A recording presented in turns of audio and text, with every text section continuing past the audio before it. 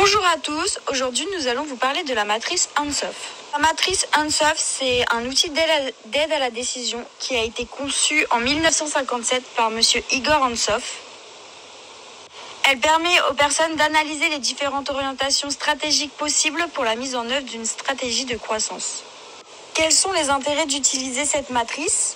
Donc tout d'abord, c'est une mise en œuvre simple. Donc cet outil, il est facile à construire et à utiliser et il est représenté par deux axes qui chacun représentent des critères pertinents pour visualiser les différentes options.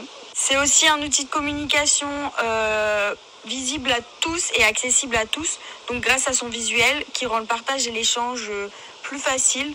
Cet outil, il encourage aussi sur la réflexion stratégique grâce notamment à ses différents axes. Donc à savoir aussi que la matrice, elle prend en compte la notion de risque dans la prise de décision. Cette matrice, elle a aussi ses limites. Donc la première, c'est que ça reste un modèle vraiment simple. Elle présente seulement les grandes bases des grandes options et malheureusement pas une analyse complète de la situation et des alternatives. La deuxième limite, c'est qu'elle représente seulement deux axes, donc le marché et le produit. Elle ne prend pas en compte d'autres facteurs importants, donc comme les compétences détenues, le niveau de concurrence, qui sont vraiment des facteurs importants. Donc maintenant, on va voir comment est-ce que la matrice Ansoff se constitue. Donc on va commencer par en haut à gauche, donc sur le produit existant, donc sur un marché nouveau. Donc là, ça va être le développement du marché. Donc le but, ça va être d'élargir sa zone de chalandise, conquérir plus de clients avec le même produit. Ensuite, au niveau de l'augmentation de la gamme du produit avec le marché toujours nouveau, ça va être le développement de produits. Donc le but, ça va être d'élargir sa clientèle, de conquérir de nouveaux clients avec une gamme de produits plus importante. Ensuite, au niveau des produits existants sur un marché, ce coup-là existant, ça va être la pénétration de marché, donc avec une étude de marché, l'analyse de la concurrence, l'analyse du potentiel client. Ensuite, au niveau de l'augmentation de la gamme du produit sur un marché existant, ça va être la diversification, donc avec une variation des produits existants. Ensuite, au niveau des innovations sur le produit, donc en haut à droite, sur le marché nouveau, ça va être l'innovation dans le produit, la technique de commercialisation, sa qualité. Et enfin, au niveau des innovations du produit sur le marché ce coup-là existant, ça va être du coup innové par la technique. Donc maintenant, mes collègues vont vous présenter comment se déroule chaque étape de cette matrice. Alors concernant la pénétration de marché, cette option présente une prise de risque limitée. Il s'agit d'une stratégie clé de croissance lorsqu'une entreprise commercialise son offre traditionnelle sur des marchés existants. Elle cherche à étendre sa clientèle et intensifier ses ventes auprès de ses clients courants. L'entreprise dispose généralement d'une bonne connaissance de son environnement concurrentiel. La force de vente est un pilier pour mener une telle stratégie. En effet, il s'agit de conquérir des parts de marché en développant sa présence chez les comptes existants et prospecter pour élargir son portefeuille. Des promotions commerciales ou une politique tarifaire agressive sont aussi des moyens pour croître dans ce contexte en bousculant la concurrence. Des exemples d'actions qui peuvent mettre en place la pénétration de marché, donc c'est densifier son réseau de vente, donc avec plus de commerciaux, ou alors mener des actions promotionnelles, et pour finir, revoir sa politique de prix. L'enjeu majeur de cela est de fidéliser ses clients. Et il y a des risques à cela. Les risques peuvent être de différentes natures. Donc, tout d'abord, si l'entreprise ne possède pas suffisamment de potentiel à se développer, la situation pourrait bien la fragiliser. Par exemple, avec l'entrée d'un nouveau concurrent puissant sur un marché, réduirait la part du gâteau de chaque concurrent. Ensuite, il y a la recherche de croissance sur un périmètre constant qui risque d'aiguiser la rivalité entre concurrents. Les conséquences, ça peut être une guerre de prix, une surenchère dans le business marketing. Et la dernière, c'est la focalisation sur un périmètre réduit qui va rendre l'entreprise sensible aux variations conjoncturelles de son marché. Ensuite, concernant le développement des marchés, donc cette option elle consiste à vendre son offre produits et services existants sur de nouveaux marchés. Il peut s'agir d'une expansion sur de nouvelles zones géographiques, mais aussi d'un développement de son offre sur de nouveaux usages ou vers un nouveau segment de clientèle. Par exemple, cibler les professionnels lorsque le marché actuel est focalisé sur les particuliers. Tout cela peut se faire grâce à une étude marketing, la réorganisation des moyens commerciaux et une très bonne communication. Il y a également des risques pour le développement des marchés, comme le manque de connaissance de ce marché qui peut générer une forte incertitude quant aux prévisions de pénétration, se désinvestir sur les clients du marché traditionnel, avec pour conséquence un affaiblissement de sa part de marché.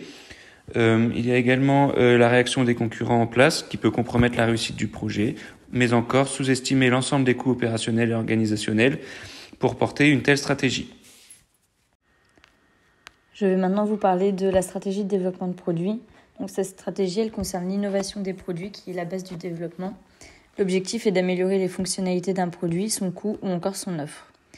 Pour la commercialisation d'un nouveau produit, il faut se servir de la recherche et du développement qui s'appuie sur un cahier des charges de marketing et celui-ci indique donc les opportunités identifiées à saisir ainsi que les caractéristiques des gammes ou des lignes de produits actuelles.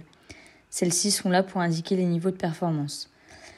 Cependant, cette stratégie elle a un coût très important. Tout d'abord financier, pour financer la recherche et le développement, c'est un coût très important. Et il y a également un important coût humain, c'est-à-dire le fait de se former pour acquérir les nouvelles compétences nécessaires au développement d'un produit et également le financement des conceptions de lignes et moyens de production dédiés à ce nouveau produit.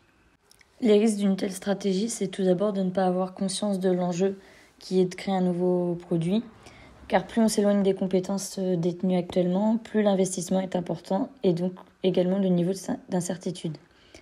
On peut également oublier de prendre en compte certains coûts, comme l'impact sur le réseau de distribution actuel, la commercialisation des produits qui devra sûrement changer et le stockage des nouveaux produits.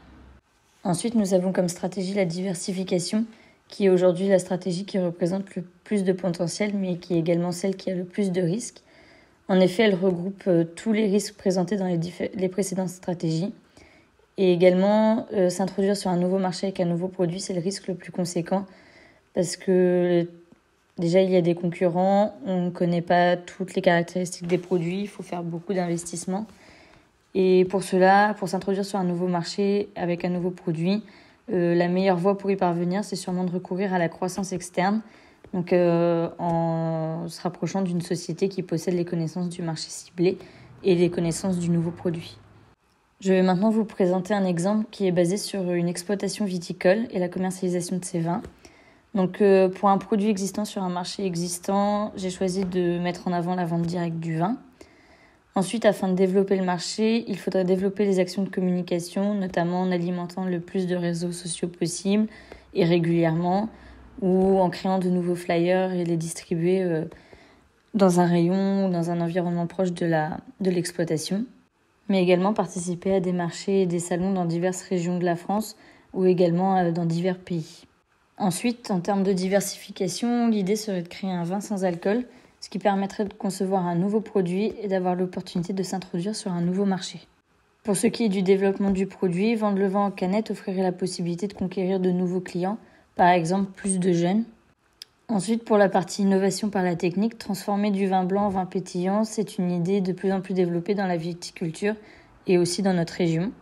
Et enfin, pour ce qui est de l'innovation par la technique de commercialisation, j'ai choisi de mettre en avant de développer ces ventes via Internet, car cela faciliterait la vente du vin et d'offrir la possibilité à plus de particuliers de pouvoir en acheter.